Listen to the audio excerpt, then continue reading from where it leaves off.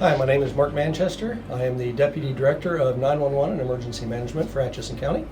I have worked here since 2005. Along with me, I've got a couple of our dispatchers, our most senior dispatchers, Becky and Candace. They will be doing a demonstration for you here shortly. I am going to show you today, first off, a little bit of the equipment and the usage of it that we have here at the 911 Center. Behind me here, you'll see, first off, I'm going to sit down here. This is where our calls come in on this computer here. We've got a headset, the 911 line rings, and we just take the call like you would, like any other normal phone call. And we're going to be demonstrating that for you here shortly. We have the ability to transfer calls through the computer to any other agency that we need to. We also have our radio screen here. This is how we contact and talk to the different responders as they're going out on a call. We page them out through this, and then we talk back and forth to them through that as well. And these top two screens up here are our Cad system, which is computer-aided dispatch. We type all the information in to this screen here that will provide a record of what's going on. Also, we have an interface through our Cad system called Active 911. That sends a notice out to our responders, the ones that are actually assigned to that call. So if it's a Rockport fire call, the Rockport firemen will get a notice on their phone through this app. Same with all the other fire departments, the ambulance, the law enforcement agencies as well. We have our mapping system here, and for any landline 911 call, that's going to map directly to the location of the call.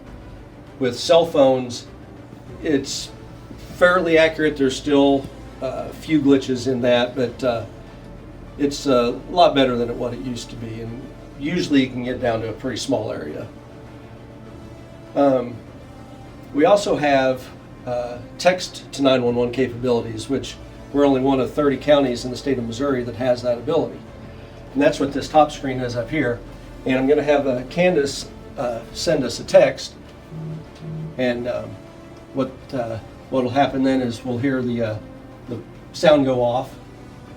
And that'll let us know that that we had one come in, and then we can reply straight back to her through the. We'll continue now. Okay. So Candace is going to send us a text, like I said, and the information will pop up here, and we'll be able to reply back to her. It'll go straight to her phone.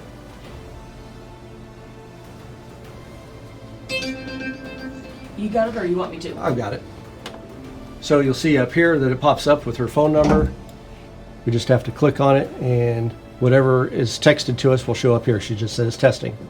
So then I just have to come on the computer here and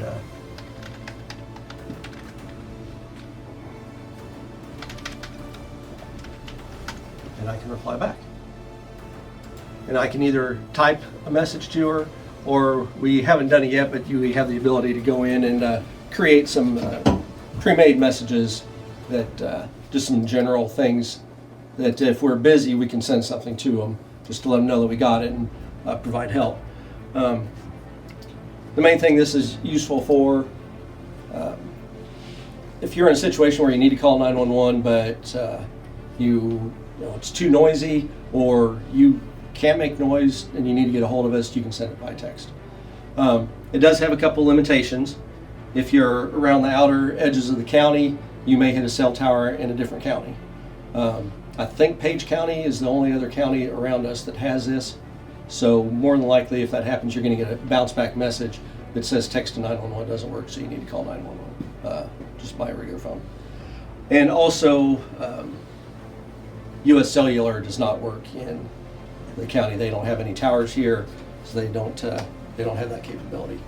And the other drawback is the FCC does not require the phone companies to make really accurate location of data available for texting. So if you don't know where you're at, it may not be as easy as a phone call for us to figure out where you are if you do it to send a text. The other screen you see we have up here, I've got the radar going on right now for down in Alabama. We don't have any weather going on right now, but if we had some severe weather in our area, we would have radars up here of our location. And we've got the Weather Channel up here. More than likely, we would have one of the local news stations on. We keep track of that to notify our fire departments and some of the law enforcement agencies for storm spotting. If we have weather coming, we let them know. They go out and they do the spotting for us and give us a view, from the ground out there what's going on. And so on a busy day like that, those things would be local, and we would have something like that going on.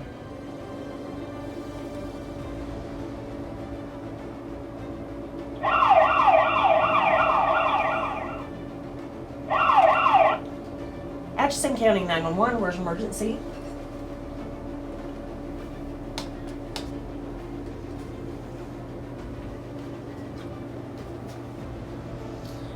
Okay, northbound I-29, mile marker 113.2. How many vehicles? One vehicle, do you know how many people involved? Do you know what kind of vehicle it is?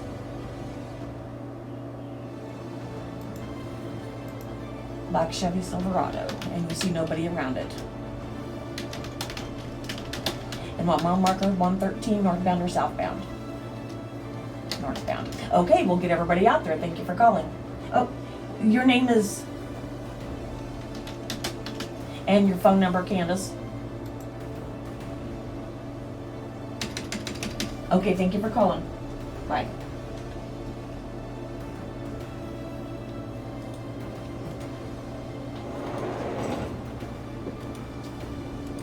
Oops, wrong one.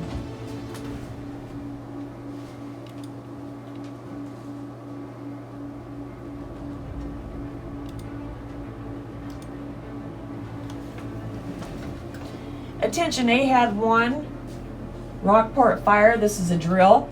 Vehicle accident, I-29, northbound. We have a Chevy Silverado at the 113.2. Time is 13:02, this is a drill. Rockport Fire copies, this is a drill. Rockport Fire copies, this is a drill, 13:02. AC Central to Atchison County. This is a drill. AHAD 2 copies, this is a drill. Atchison County copies 13:02. And then I would get a hold of our Highway Patrol on that channel. We're not going to do that because they're not in on the drill. 302 copy, JC Central, this is a drill. 302 copies 13:03. And then we just wait for everybody to come back in. I have filled all this out. I'm not doing it now because we don't want to save the number. But I would have an entry up here for the ambulance because we're sending them. We've got a fire department, so I'd have another one up here for the fire department. This is going to tell me that I've got Rockport Fire paged out and the ambulance paged out. I can get a hold of all the officers that's listed over here too. And then we wait until everybody starts going en route. When they go en route, we give them all the information again. And we have recorded lines. All of our phone lines coming in are recorded. All of our radio stations are recorded. Ambulance runs on this one. We have a ambulance in Mound City, or outside Mound City. We have one in Tarkio. They make up the Atchison-Holt Ambulance District. When we get to the fire departments, we have Fairfax Fire, Rockport Fire Department, Watson Fire Department, Tarkio Fire Department, and Westboro. Then we have ways we can page them all down here. If we have an AHAD 1 and a Rockport Fire going out, we can test this pager. It'll all go out at the same time. And it's nothing for a car accident to have all of your channels highlighted, including this one, and you're trying to hear conversations from everybody. And then they go en route and we're all finished and everybody leaves. We'll give a little note if the ambulance took a patient, where they took them to, what priority, and we clear out our phone call. And we also do, if it would happen to be on the interstate, more than likely you're going to get at least 5 phone calls on it. If not, and we have time, and your phone line system's not ringing all at once, we have emergency medical dispatch where it can tell us questions to ask so that they can help If there's two people in the accident, one might be hurt worse than the other. They can tell you about the injuries and you can talk them through what they can do for that person. Thank you.